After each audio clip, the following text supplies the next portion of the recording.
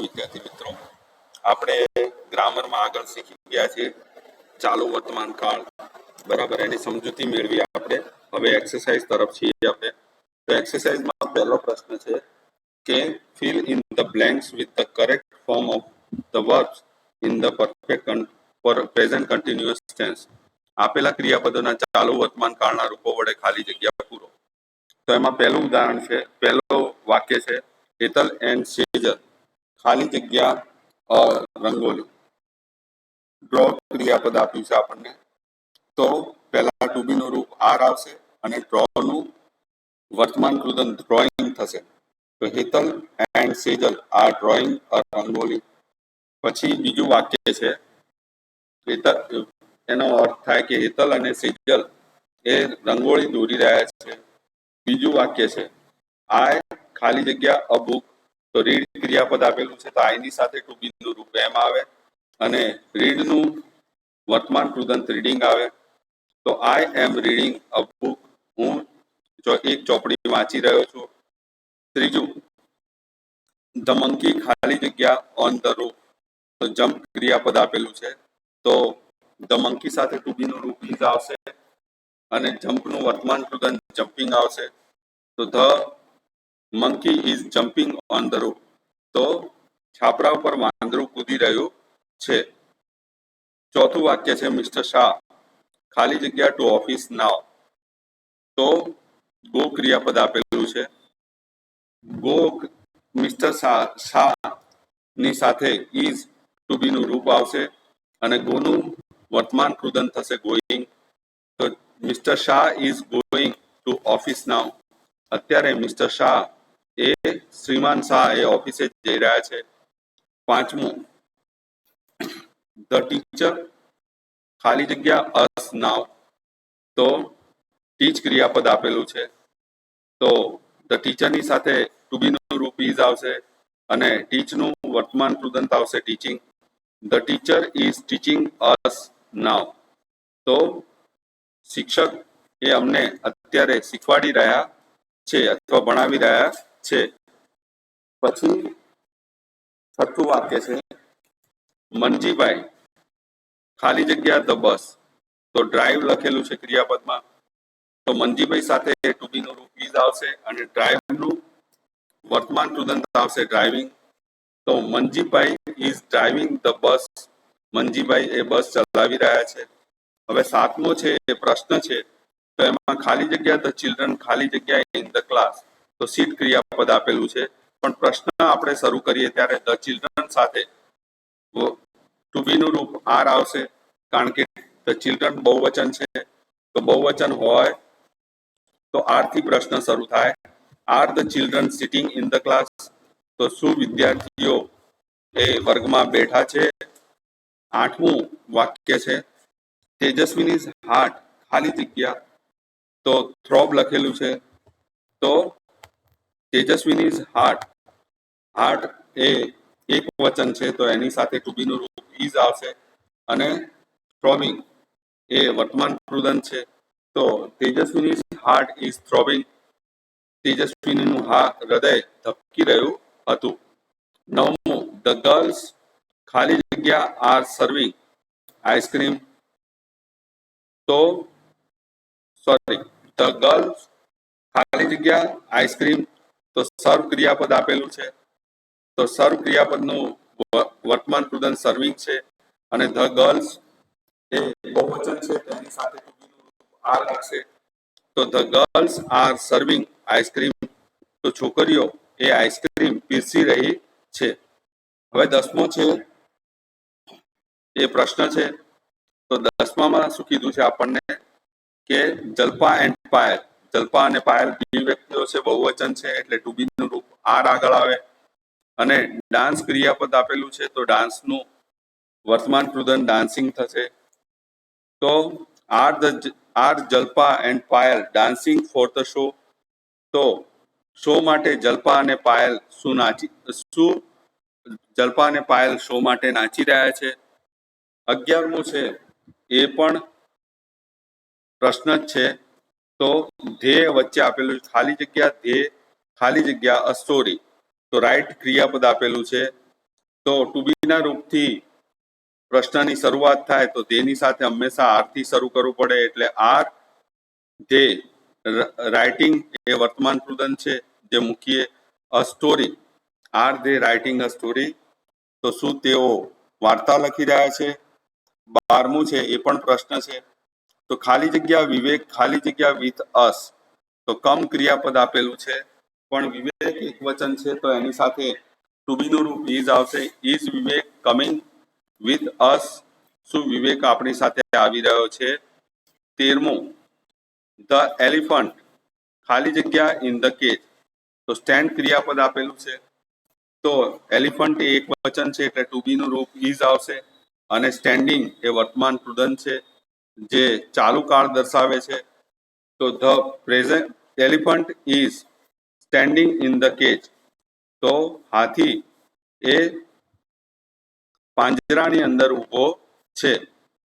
પછી 14મું વાક્ય છે ધ સન ખાલી જગ્યા બ્રાઇટ, તો શાઇન ક્રિયાપદ આપેલું છે તો ધ સન એક વચન છે તો એની સાથે ટુ બી નું રૂપ ઇઝ લાગશે, અને શાઇનિંગ એ વર્તમાન કૃદંત છે તો the sun is shining bright, તો સૂર્ય એ તેજસ્વી ચમકી રહ્યો છે. 15મું છે એ પ્રશ્ન છે, તો ખાલી જગ્યા આઈ ખાલી જગ્યા નાઇસ, તો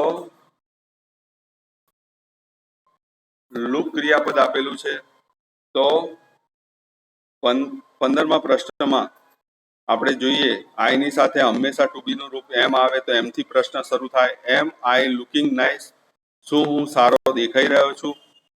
હવે આપણે પ્રશ્ન 2 તરફ જઈએ.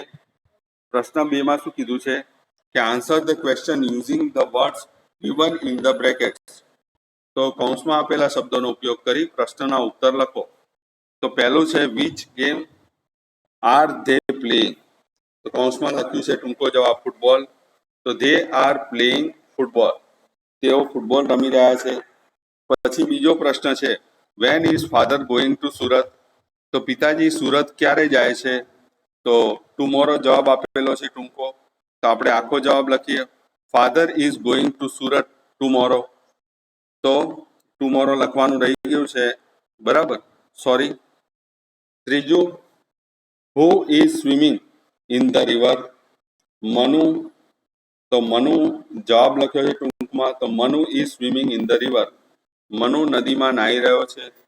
ચોથું વાક્ય છે how many kites is Chetan bringing, Chetan કેટલી પતંગો લાવી રહ્યો છે? તો 10 જવાબ લખ્યો છે તો ટૂંકો છે આપણે આખો જવાબ લખવાનો છે. ચેતન ઇઝ બ્રિંગિંગ 10 kites, 10 kites, તો ચેતન 10 પતંગો લાવી રહ્યો છે. હવે આપણે આગળનું વાક્ય જોઈએ કે what are the children making, બાળકો શું બનાવી રહ્યા છે? તો પેપર બોટ્સ જવાબ છે પણ આપણે આખો જવાબ લખવાનો છે. The children are making paper boats, બાળકો એ કાગળની હોડી બનાવી રહ્યા છે. છઠ્ઠું, વેર આર ધ વિમેન સિટિંગ, તો સ્ત્રીઓ ક્યાં બેઠેલી છે? ઇન ધ ગાર્ડન જવાબ લખ્યો છે તો આખો જવાબ લખીશું the women R sitting in the garden, સ્ત્રીઓ બગીચામાં બેઠી છે. પછી 7મું વાક્ય છે, 7મો પ્રશ્ન છે van R the boys coming home, બાળકો ક્યારે ઘરે આવી રહ્યા છે?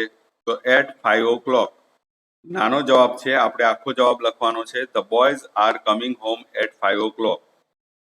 8મો પ્રશ્ન છે how much sugar is the shopkeeper giving, તો દુકાનદાર કેટલી ખાંડ આપી રહ્યો છે? તો 1 કિલો લખેલું છે તો જવાબ લખવાનો છે આખો the shopkeeper is giving 1 kilo sugar. હવે ત્રીજો પ્રશ્ન છે form question two gate underline words as answer, રેખાંકિત શબ્દો ઉત્તરમાં મળે તે રીતે પ્રશ્નાર્થ વાક્ય બનાવો. તો પહેલું વાક્ય છે અનંત ઇઝ સિંગિંગ અ ભજન, અનંત એક ભજન ગાઈ રહ્યો છે. તો હુ ઇઝ, અનંત એ કરતા છે એટલે હુ થી પ્રશ્ન પૂછાશે. હુ ઇઝ સિંગિંગ અ ભજન, તો અનંત જવાબ આવશે. ભજન એ કર્મ છે, કર્મ હોય તો વટથી પ્રશ્ન પૂછાય. What is Anant singing?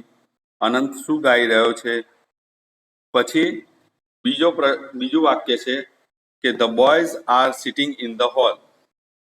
બાળકો એ હોલમાં બેઠા છે, છોકરાઓ હોલમાં બેઠા છે. તો ધ બોયઝ કરતાઓ છે, તો કરતા હોય તો હુથી પ્રશ્ન પૂછાય. Who are sitting in the hall? તો હોલમાં કોણ બેઠું છે? Where are the boys sitting? કારણ કે ઇન ધ હોલ એ જગ્યા છે, એટલે જગ્યા માટે વેરથી પ્રશ્ન પૂછાય. Where are the boys sitting? છોકરાઓ ક્યાં બેઠા છે? પછી ત્રીજું વાક્ય છે Rashmi is coming at 9 o'clock. Rashmi એ 9 વાગે આવી રહી છે. તો રશ્મિ એ કરતા છે, એટલે હુથી પ્રશ્ન પૂછાય. Who is coming at 9 o'clock? પછી 9 o'clock એ સમય છે, એટલે વેનથી પ્રશ્ન પૂછાય. When is Rashmi coming? Rashmi ક્યારે આવી રહી છે? તો ચોથામાં Shobha and Vikram are walking in the garden. Shobha અને વિક્રમ બગીચામાં ચાલી રહ્યા છે. તો શોભા એન્ડ વિક્રમ એની નીચે લીટી આપી છે, તો આપણે કરતા છે તો હુથી પ્રશ્ન પૂછીએ. Who are walking in the garden? બગીચામાં કોણ ચાલી રહ્યું છે?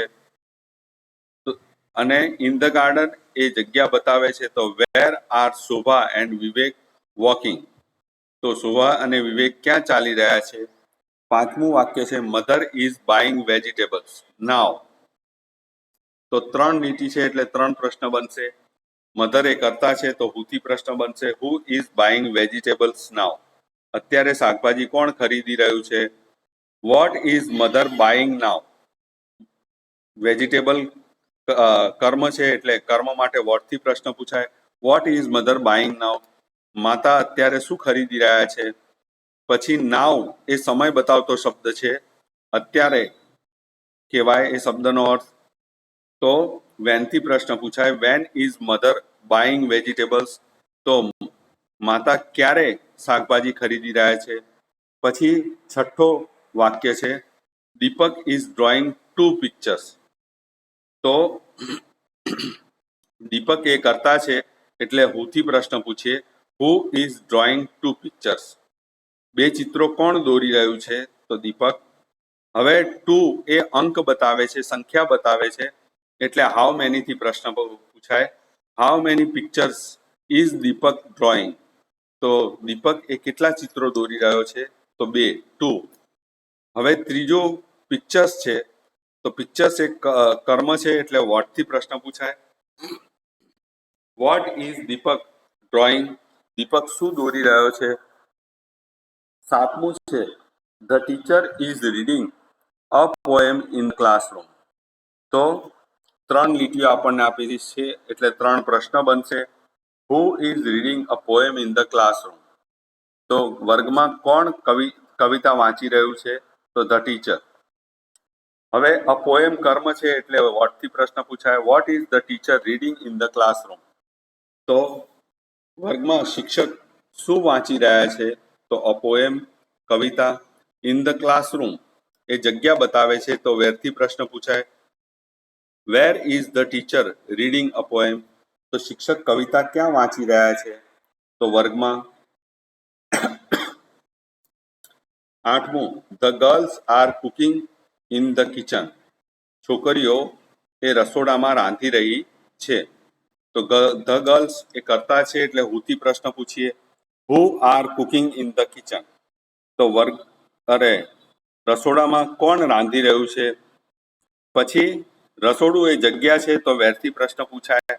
Where are the girls cooking? છોકરીઓ ક્યાં રાંધી રહી છે? તો ઇન ધ કિચન. 9મું વાક્ય છે વિદ્યા ઇઝ લર્નિંગ સંસ્કૃત.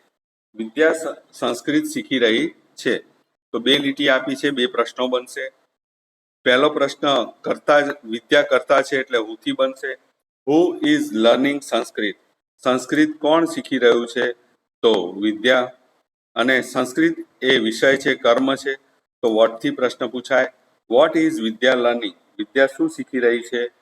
તો વિદ્યા એ સંસ્કૃત શીખી રહી છે. હવે આપણે 10મો પ્રશ્ન આવ્યા છીએ. The cat is drinking milk. તો બિલાડી એ દૂધ પી રહી છે. તો ધ કેટ એ કર્તા છે એટલે હુથી પ્રશ્ન પૂછીશું. Who is drinking milk? તો દૂધ કોણ પી રહ્યું છે?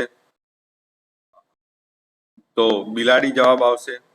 અને મિલ્ક એક કર્મ છે, બરાબર, વસ્તુ છે, એટલે વોટ થી પ્રશ્ન પૂછાશે. What is the cat drinking? બિલાડી શું પી રહી છે? તો આપણે અહીંયા કાળ પૂરો થાય છે, ચાલુ વર્તમાન કાળ પૂરો થાય છે, એટલે તમને ફરી યાદ દેવડાવી દઉં કે કાલે આપણે યુનિટ ટેસ્ટ છે. તમે સારી તૈયારી કરી અને સારા જવાબો લખજો. Best of luck. Thank you.